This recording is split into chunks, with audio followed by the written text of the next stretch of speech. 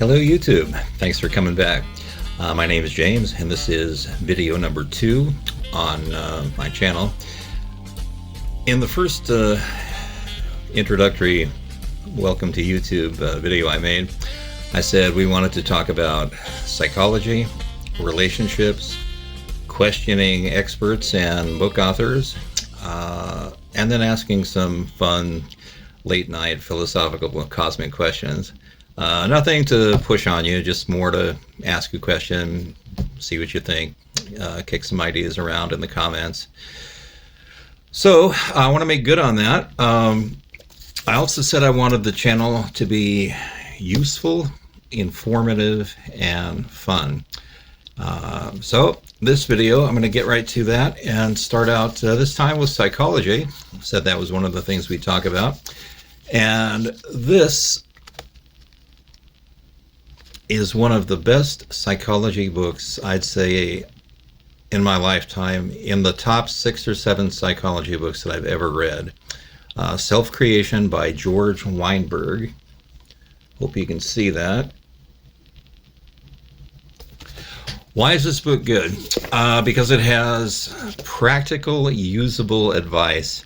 It's not fluff, and it's not just close your eyes and visualize and watch everything happening around you. I mean, there's some value to that too, but this is more down to earth, practical, usable stuff. His advice, I find it to be believable. You can just use it every day. He also is nice and specific. This guy says in different situations, don't do these things. He thinks they'll make the situation worse. And do these things. That should make things better. And you're free to either follow his advice or not. That's up to you. But at least he gives you some recommendations. I find one of the things in psychology now, and I'm not giving advice, always check with your doctor, therapist, lawyer, whoever. I'm just giving opinions on this channel. And I mean, you can watch YouTube videos right now where some counselor or therapist will say, we don't like to tell you what to do. We want the patients to discover the answer for themselves. Therefore, you know, they'll believe it stronger. They're more likely to do the work and all that kind of stuff. To me, that just seems like such a long, drawn-out process. I'm not saying that psychology isn't good. There's a lot of good therapists doing a lot of good for a lot of people. But in general, I would say the profession, this is my non-professional opinion, needs an overhaul. You know, if you're going to see a therapist twice a week and it's been a year and a half and you're still working on it, that's just a ripoff. I mean, this is why people don't go to therapists at all. This is why people go out, guys' night out, girls' night out. You know, let's get 7 or 8 people. We'll go out and have some beers, and you'll all be talking about your lives and your problems, and you'll get advice from good friends that you trust. Well, if it was me, I would do this. And you might try it and it might work. And it's a heck of a lot cheaper than going to therapy. And that's why a lot of people don't. You know, again, that's not to slam everybody. I'm sure there's a lot of therapists doing a lot of people good. But in general, it just takes way too long. My opinion. But back to the book. Self-Creation. This guy, here's a picture of him here. This book was written back in the 70s, early 80s. I'm not exactly sure. Let me get my glasses on and we'll check the copyright here.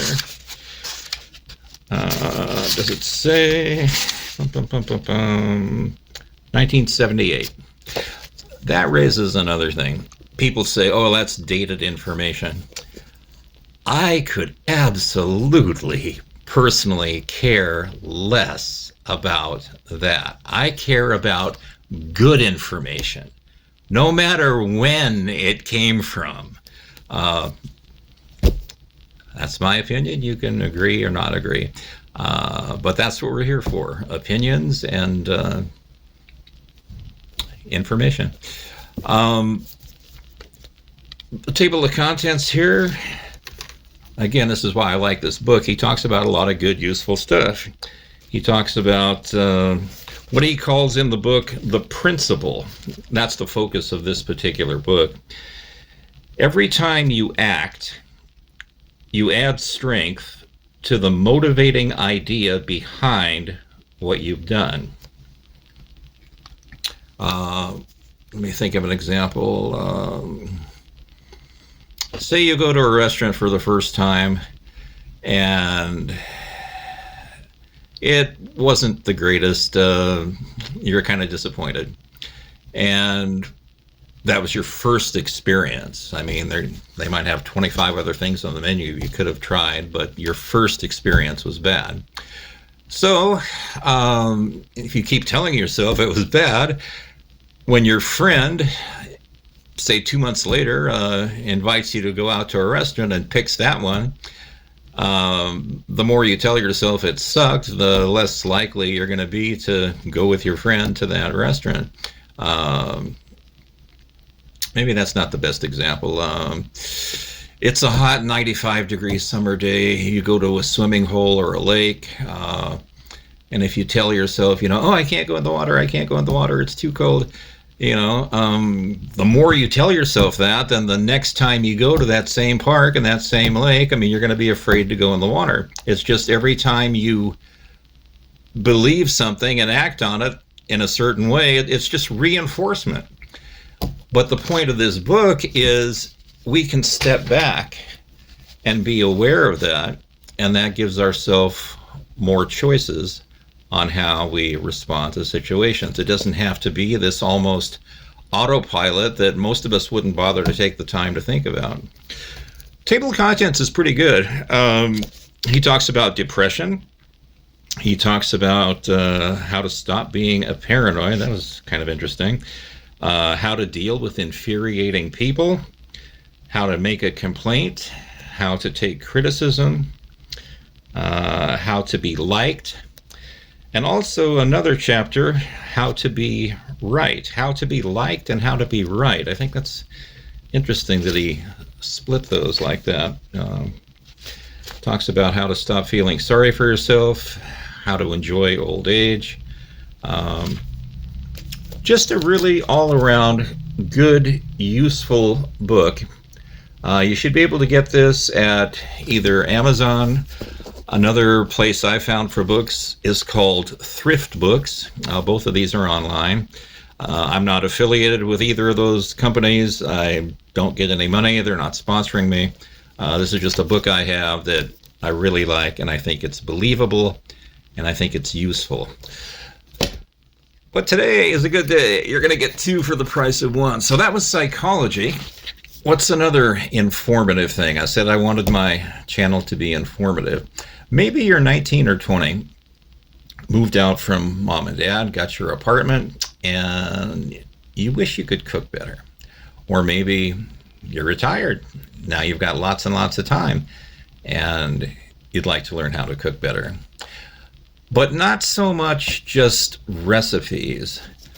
You'd like to have more food knowledge. What if you could go to a culinary school for, like, say, the first week and just hang out and get a lot of that knowledge that they teach people, early on, how to hold a kitchen knife, all the basic stuff.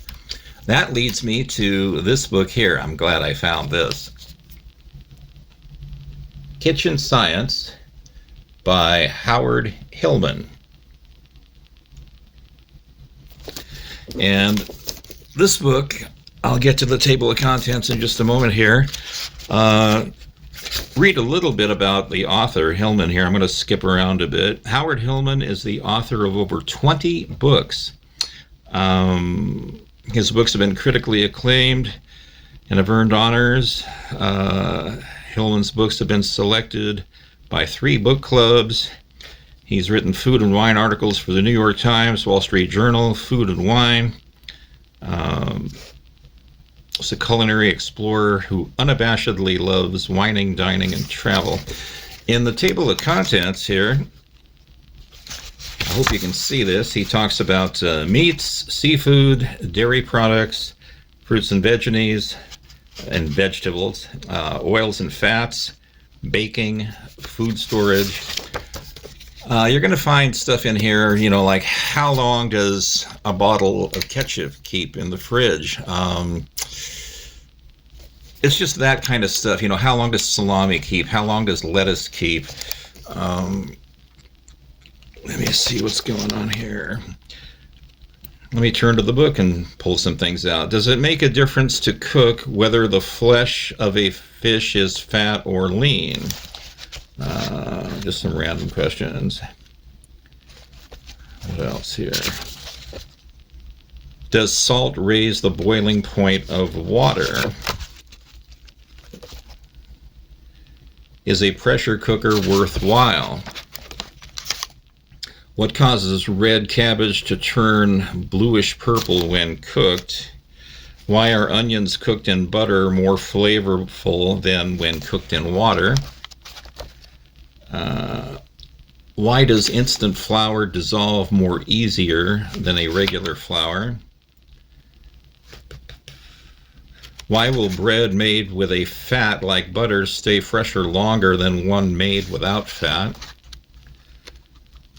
How is food preserved? Are there some foods that are less suitable for freezing?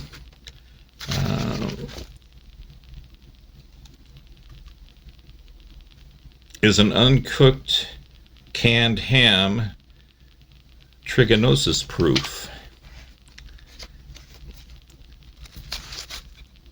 Why is it more important to preheat a dinner plate than a serving dish?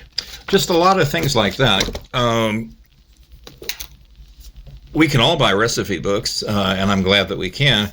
But this is, just tips that, you can see from what I've read to you here, just the type of stuff.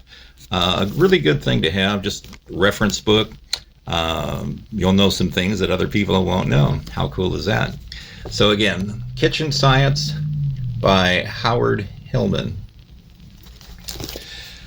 That's about it for today. Going to be doing a lot more book reviews. Again, I want it to be useful and informative rather than fiction. It'll be more information based, and you can benefit from that.